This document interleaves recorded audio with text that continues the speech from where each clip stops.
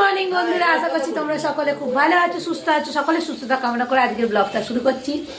আর আমি আজকে ব্লগ করব কি করবো না তাই ভাবছিলাম, দিয়ে তারপরে হচ্ছে আমি আমার মতো খেয়ে ওঠে মানুষ, যখন এত সুন্দর পরোটা তরকারি পেয়ে গেলাম, দিয়ে মনে হলো করেই ফেলি, তো করেই ফেলছি। তো চলো শুরু করা যাক আজকের দিনটা। সকালের লুক রেডি, আর আমরা এবার চললাম এর ছেলে স্কুলে। আর কোথাও না এর জন্য বেরোতে হচ্ছে, কারণ বেরোতাম না এইটার জন্য। এ বাবা, বাবা একবার তাকা বাবাই, এ বাবা তাকা একবার তাকা। চলো ঘুরতে যাবো, চলো। ওই যে আমরা তিনজন মিলে চললাম ছেলের স্কুলে। ছেলের প্রথম সরস্বতী পুজো আর ছেলের প্রথম স্কুলে দেখেছো।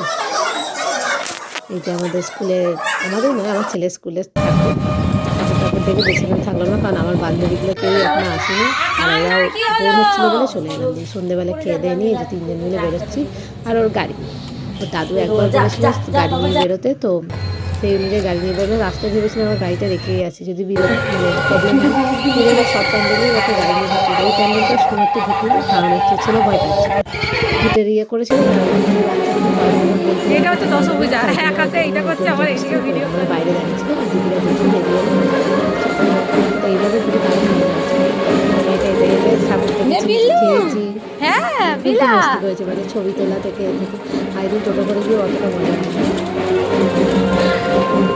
আর আমাদের এখানে সরস্বতী পুজোর দিন বলছি, কারণ হচ্ছে এখানে সরস্বতী পুজো প্রায় 4-5 দিন ধরে হয়। আর দুর্গাপুর মানে কলকাতা ব্যাপার, সবাই বাইক নিয়ে ভেতরে ঢুকতে পারে না। আর সেই ধুমধামে যদি 1-2 দিন না বেরোই, 5-6 দিনের মধ্যে, তাহলে ভগবান পাপ দেবে। আমরা এতদিনের জন্য বলছি আজ বেরোচ্ছিস না, একটা ছবি তুলে।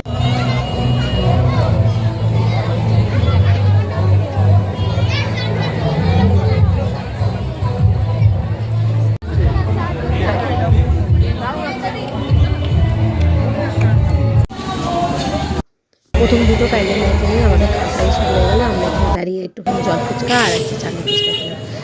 প্রথমে জল ফুচকা নর্মালি খেয়েছি, আর চাটনি ফুচকা একটা কিনতে নিয়েছি, কারণ আমরা বলছি যে রাস্তায় আরও খেতে হবে, একটা খেয়ে পেট ভরালে চলবে না। তো টুকটুক করে আমরা এবার সারা রাস্তা খাওয়ার সুবিধা খেতে খেতে গেছি। প্রত্যেক প্যান্ডেল এবার চলছে। যে আমাদের এখানে লাইটিং, আর এই লাইটিং দেখে আমার ছেলে তো মানে লাইট দেখাচ্ছিল, আমায় খুব আনন্দ পেয়েছে। ফুচকে মানুষ প্রথমবার লাইট দেখা, আগেরবারও শখ করে দেখেছি, কিন্তু একবার ছোটো বুঝতে পারে না ব্যাপারটা অন্যরকম। এই প্যান্ডেলটা জানো একদিন পুরো ওই লাইটগুলো জলের মধ্যে চলে যাওয়ার জন্য কতটা খারাপ লেগেছিলো যারা বানিয়েছিল। এইটা হচ্ছে আমাদের বাড়ির ক্যামেরাম্যান, মানে আমার বড় জায়গা, যে এবার আজে বাজে ছবি তুলে সবার আজেবাজে, মানে আজেবাজে ছবি তুলে, মানে কেউ চিড়ে একটা পোজে রয়েছে তখন খরাস করে একটা ছবি তুলে দিয়ে তারপরে ওইটা নিয়ে শুরু করবে হচ্ছে মানে আমাদের দলের সব। তো এখানে গিয়ে দারুণ মজা করেছি, কারণ হচ্ছে আমার বন্ধুকে বিয়ে করা ছিল, আমি দেখা মাত্র আমি আর আমার দিদি মিলে শুরু করলাম। তারপর যা গিফট পেয়েছি, আর পয়সা ফালতু খরচই হয় গিফটগুলো পিছনে। এই হচ্ছে আমার গিফট, যা হোমের লাগবে না, যোগ্য লাগবে না, পেনগুলো লেগেছে।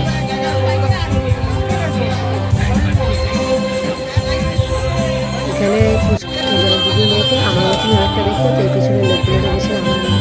ও বলছে যে মাটা মতো সাহস করে দিয়েছে, আমার মেয়েকে দিতে হবে। ছেলের গাড়িতে বসে হলো না, নিচে নেমে ও গাড়ি কি অন্ধকার লাগছে, ফ্ল্যাশটা বন্ধ। এরপর এখনো রসগোল্লা আছে, তো ভিডিওটা এখানেই শেষ করছি। ভালো লেগে থাকলে আমার পেজটাকে ফলো করে দিও। টাটা, বাই বাই, আর কমেন্ট করতে একদমই ভুলবে না।